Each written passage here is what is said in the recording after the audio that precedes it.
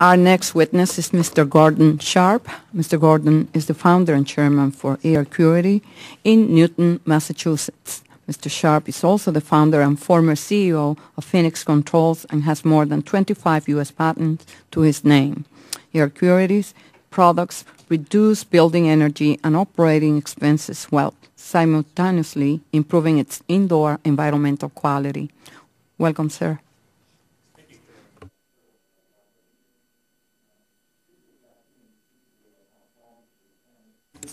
Sorry. Yeah. Chairman of Alexis, thank you for the opportunity to speak before you today on how small business can and is addressing climate change. My name is Gordon Sharp, and I'm the chairman and founder of Aircuity.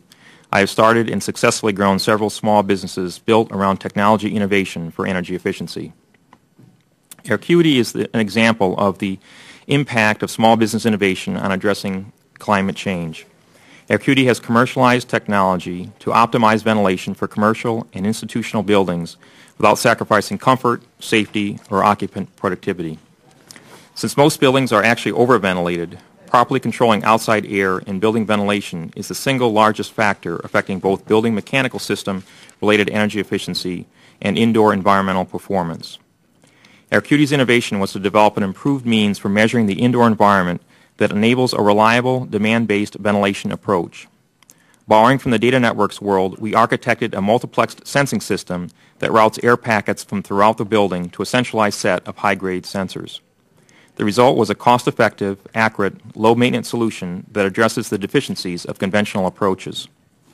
For example, this hearing room is a good candidate for our technology since much of the time this space is not fully occupied, requiring less outside air. However, like most buildings, it is probably always ventilated at the same high rate, wasting significant amounts of energy on cooling, heating, and fan power. In terms of the climate change impact, Aircuity's forecast for 2009 should represent more than $7.5 million in annual energy savings, or an annual reduction of 38,700 metric tons of carbon dioxide, or equivalently 85 million pounds of CO2. This is the climate change impact of 30.5 megawatts or about $225 million of installed solar PV capacity, which is about 7.5% of the total capacity that was brought on last year.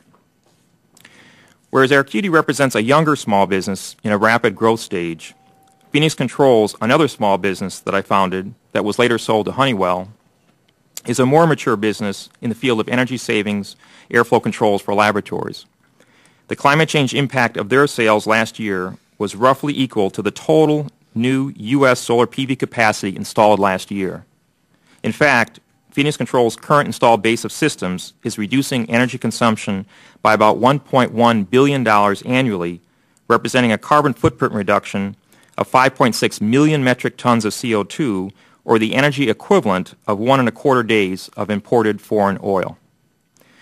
Regarding the financial practicality of these energy efficiency solutions, cost is often raised as an obstacle, whereas in reality, they are solid financial investments.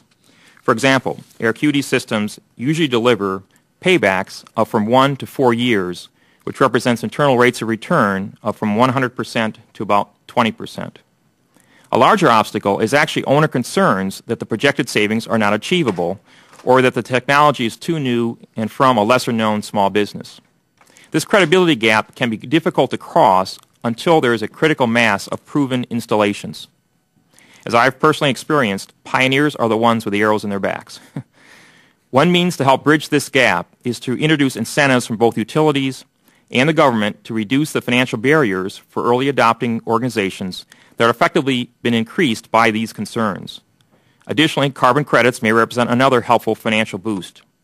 Over time, this assistance becomes less important as the technology's true financial returns become known. Due to the current high cost of renewable energy, the interest in using energy efficiency to address climate change has increased dramatically. In fact, our business has nearly tripled in the last 6 months.